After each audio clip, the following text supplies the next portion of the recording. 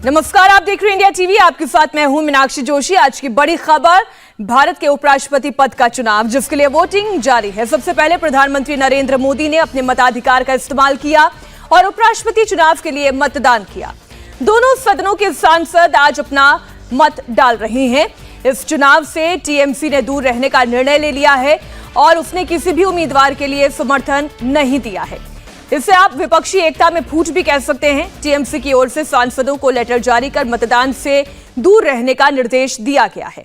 शाम 5 बजे तक मतदान की प्रक्रिया चलेगी और शाम 7 बजे तक नतीजे सबके सामने होंगे, क्योंकि शाम 6 बजे से मतों की गिनती शुरू हो जाएगी और केवल सांसदों के चूंकि मत है, इसलिए बहुत ज्यादा गिनती में वक्त नहीं लगेगा।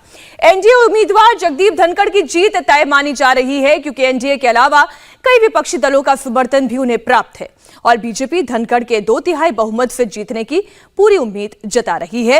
ये तस्वीरें आप देख रहे हैं, चेहरे पर मुस्कुराहट, विक्ट्री का निशान, ये बताने और जताने की कोशिश कि कोई बहुत ज्यादा संशय की आवश्यकता है नहीं कि किसकी जीत तय नजर आ रही है। एक और तस्वीर आप देख रहे हैं, विपक्ष की उम्मीदवार मार्गरेट अल्वा, जिनके लिए ये कहा जा रहा है कि शायद 200 या 200 से भी कम मत ही उनके खाते में जुड़ पाएंगे, क्योंकि जो सबसे बड़े विपक्षी दल, एक अगर हम टीएमसी की बात करें, जिनके 36 सांसद हैं, वो उनके पक्ष में खड़े हो सकते थे। उनके पास ये एक अवसर था विपक्षी एका दिखाने का भी, लेकिन उन्होंने इस मतदान की प्रक्रिया से ही दूर रहने का निर्णय किया है। इस वक्त संसद भवन में वोटिंग के लिए सांसदों की लंबी कतार लगी हुई है, लेकिन तृणमूल कांग्रेस ममता बनर्जी की पार्टी ने अपने सांसदों को खत जारी कर उपराष्ट्रपति चुनाव में वोट न करने के लिए कहा है। यह खत लोकसभा में टीएमसी संसदीय दल के नेता सुदीप बंदोपाध्याय ने लोकसभा और राज्यसभा में पार्टी के सभी सांसदों को लिखा है। इसमें यह स्पष्ट कहा गया है कि पार्टी ने उपराष्ट्रपति चुनाव में भाग न लेने का फैसला किया है। आपको जानकारी दे दें, टीएमसी ने पहले ही ऐलान कर दिया था कि वो उपराष्ट्रपति चुनाव से दूर रहेगी और किसी उम्मीदवार का समर्थन नहीं करेगी। इंडिया टीवी पर यह एक्सक्लूसिव तस्वीर आपको दिखा रहे हैं, जो पार्टी लेटर जारी किया गया है, उस लेटर की तस्वीर आपको दिखा रहे हैं। उपराष्ट्रपति चुनाव से दूर रहेगी, टीएमसी पार्टी के सांसद दूर रहेंगे और किसी भी उम्मीदवार का समर्थन नहीं करेंगे।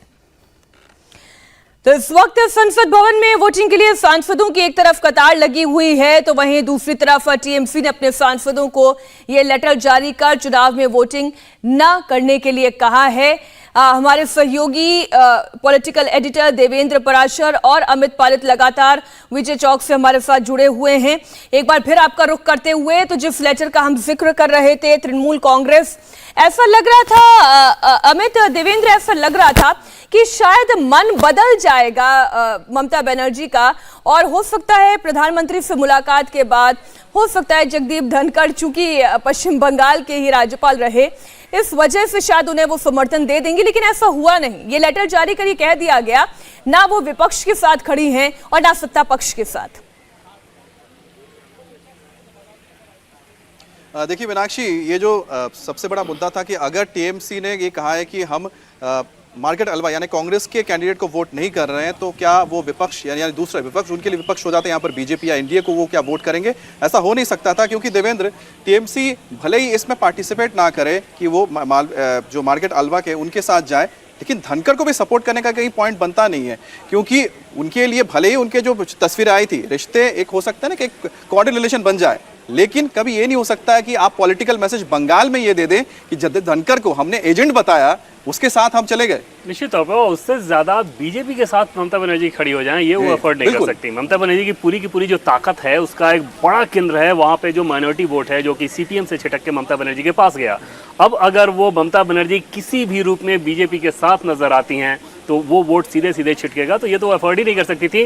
वोटिंग से गैर हाजिर रहकर निश्चित तौर पे अपोजिशन का जो नंबर था, चुनाव हार तो तब भी होनी थी, लेकिन पिछली बार जैसे गोपाल कृष्ण गांधी को लगभग 244 के आसपास वोट मिले थे, 516 वेंकैया नायडू को मिले थे पिछली बार चुनाव में, तो इस बार वो नंबर्स अपोजिशन का निश्चित तौर पे कम रहेगा।